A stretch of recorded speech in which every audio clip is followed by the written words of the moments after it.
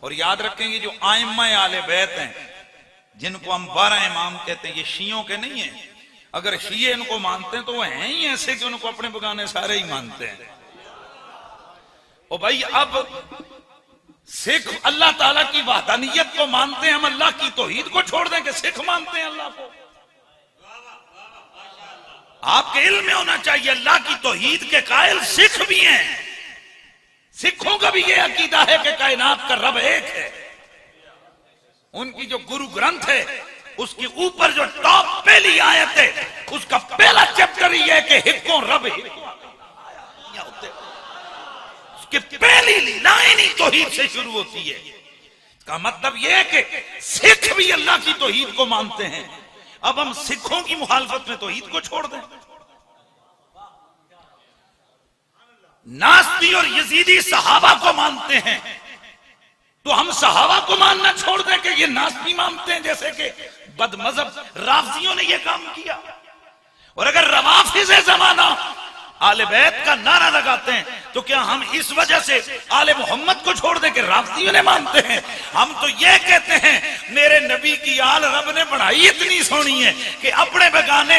اور میں کہتا ہوں ہندو سکھ یہودی بھی جب انہوں نے کوشش کی کہ مصطفیٰ کی آل میں سے کوئی عیب نکالا جائے تو بڑے بڑے ان کے رائٹر اور لکھنے والے لینن جیسے، ڈاکٹر جیس دارا جیسے اور جناب جام رام جیسے بڑے بڑے ان کے لکھاری وہ لکھنے پہ مجبور ہو گئے حسین جیسا بیٹا نہ ماں نے کوئی جنا ہے اور نہ ہی جن سکتی ہے.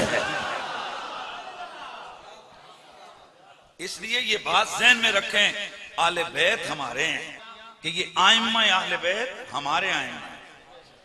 علی ہمارے ہیں، حسن مجتبی ہمارے ہیں، امام حسین ہمارے ہیں، امام زین العابدین ہمارے ہیں، امام سیدنا باقر و جعفر صادق ہمارے ہیں، حضرت موسیٰ کاظم ہمارے ہیں، حضرت امام علی رضا محمد تقی و علی النقی و حسن عسکری ہمارے ہیں، حضرت محمد المہدی ہمارے ہیں. اور ہم اہل سنت و جماعت ہیں. ہم کہاں جا سکتے ہیں؟ ہم طریقت میں دیکھیں، ہم حدیث میں دیکھیں، ہم فقہ میں دیکھیں، ہمارے سارے شجرے آل محمد کے بوئے پہ جا کے اکٹھے ہوتے ہیں. اور بھائی ہم حنفی ہیں اور حنفیوں کا امام ابو حنیفہ ہے. ہم حدیث کو مانتے ہیں، بخاری مسلم ترمذی ابن ماجہ یہ جتنے بھی حدیث کی کتابیں، امام احمد بن حنبل ہوں، امام شافعی ہوں، حضرت امام مالک ہوں، حضرت امام بخاری ہوں، امام ترمذی ہوں، امام نسائی ہوں، امام ابن ماجہ ہوں، امام بزار ہوں، امام دارقطنی ہوں، حضرت امام احمد بن حنبل ہوں، یہ جتنے بھی ہیں، یہ تمام امام طحطاوی ہوں، یہ بڑے بڑے محدثین، یہ جتنے بھی ہیں، ان ساروں کا شجرہ جا کے معلوم ہے کہاں اکٹھا ہوتا ہے. سارے حدیث کے بزرگوں میں بڑے نام آتے ہیں لیکن امام بخاری کے سامنے سب کا سر جھکتا ہے. امام بخاری رحمۃ اللہ تعالی علیہ کی ویسے باقی حدیثیں بھی ہیں لیکن جو ان کی ثلاثیات ہیں جو 3 واسطوں سے حضور سے روایت کرتے ہیں وہ ٹاپ آف دا لسٹ ہے ان کی وہ سند.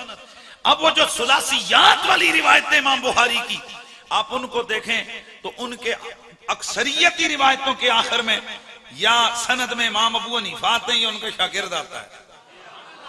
سبحان اللہ کی آواز آیا. کون آتے ہیں؟ امام ابو حنیفہ کے شاگرد آتے ہیں. اب اگر امام ابو حنیفہ کو پوچھیں تو وہ کہتے ہیں لولا سنتان لہلک النعمان. 2 سال جو میں نے امام جعفر صادق کی خدمت میں بیٹھ کے علم سیکھا، اگر وہ 2 سال نہ ملتے ابو حنیفہ ہلاک ہو جاتا. اس کا مطلب یہ کہ حدیث والی لائن پہ چلو گے، فقہ والی لائن پہ چلو گے، اوپر جاؤ گے آل محمد کا دروازہ ہے. اور آگے اگر بڑھو تم طریقت کے سلسلوں کو تو یہ تو آنکھیں بند کر کے کہنے کی بات ہے. چشتی ہو، نقشبندی ہو، سہروردی ہو، جتنے مرضی یہ طریقت کے سلسلے ہوں، سب سے ٹاپ پہ نام مولا علی کا آتا ہے.